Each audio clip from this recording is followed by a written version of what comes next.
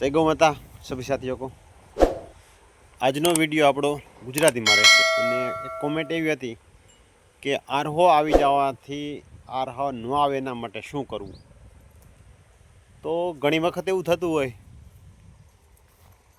કે યાણા પહેલાં એમાં ખાસ કરીને પહેલાં વેતરની હોય અને અમુક ગાયોને નોર્મલ રીતે આવતો જ હોય.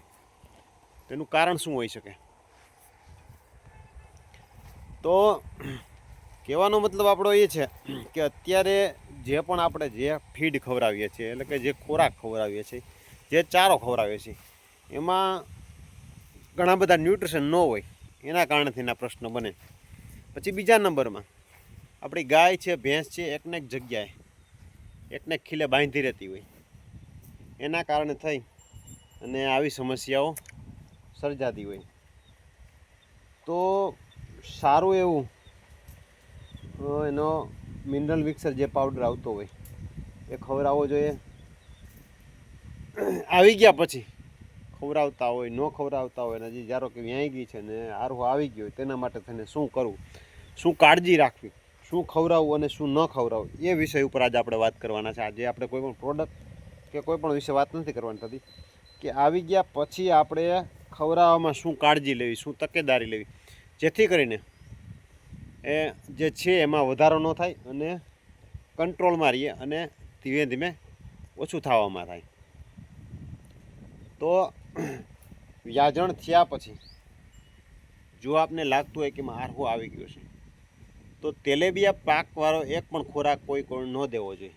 એમાં પછી આપણે કપાસિયાનો ખોળ પણ આવી જાય, કોઈ એ પ્રકારનું ન દેવું જોઈએ. પછી બીજા નંબરમાં મકાઈનો જે ભૈડો આવે છે એ પણ ન ખવડાવવો જોઈએ. એ પણ ક્યાંક ને ક્યાંક થોડોક નુકસાન કરે છે. એવા ડૉક્ટરો પાસેથી રિવ્યૂ આપને મળેલા છે. અને આવી ગયો તેને કંટ્રોલ કેવી રીતે કરવો?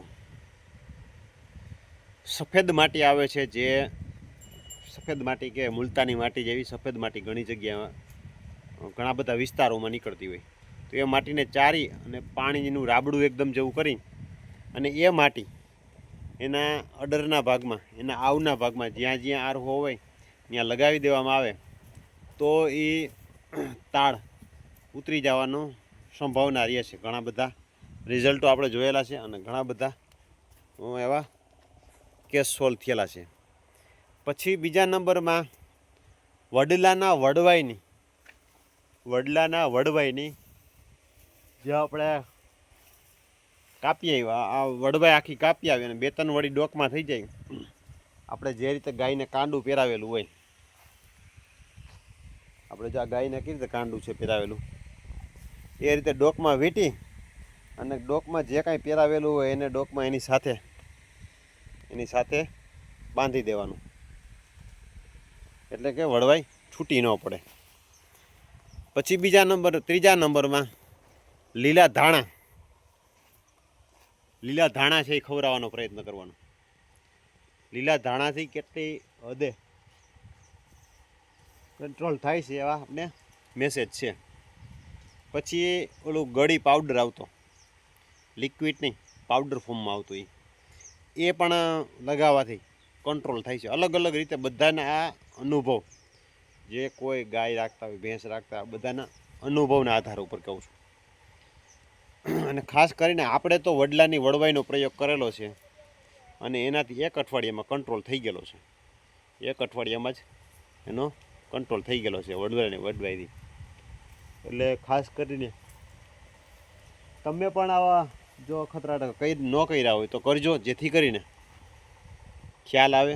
અને મેન તો વસ્તુ શું છે કે જે આપણે ખોરાક આપીએ છીએ એમાં ન્યુટ્રિશન નથી. 100 વાતની 1 વાત.